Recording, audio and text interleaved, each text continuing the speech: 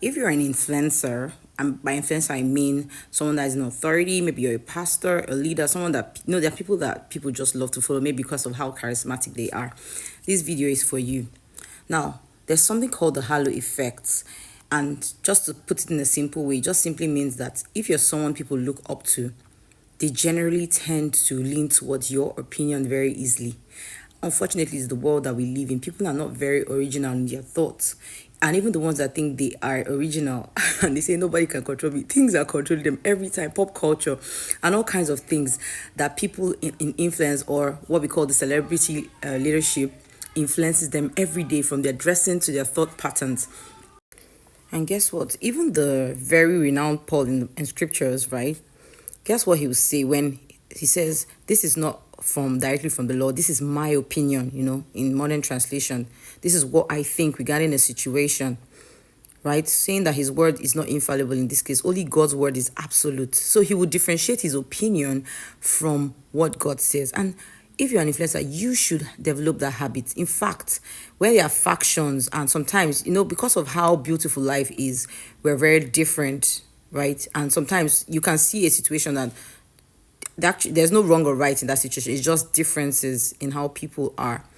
And he will say things like, duh, you're not of Paul, you're not of Apollos. Oh, I love Paul. I love Paul and the way he just does stuff. He says, I think that was First Corinthians 3, where he says, don't glory in men.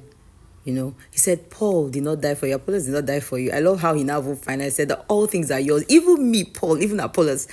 And by all things, talking about them being gates and inheritances, right? All things are yours. So just be like Paul. That go and do likewise, like Jesus will say. If you're someone of influence, don't be someone that is known. That's why when Paul was telling Timothy about the characteristics of a deacon, or maybe a leader, as the case may be, someone that does not give into strife. Don't engender strife. If this is your opinion, just say this is your opinion, right?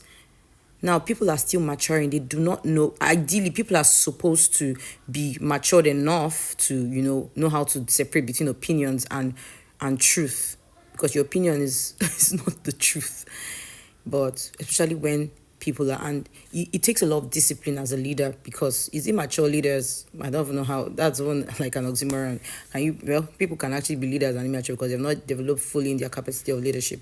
So you must help the people you're shepherding or you're leading to know how to not have factions just because of your opinion. So be able to state it clearly that this is my opinion. I hope this helps. Thank you.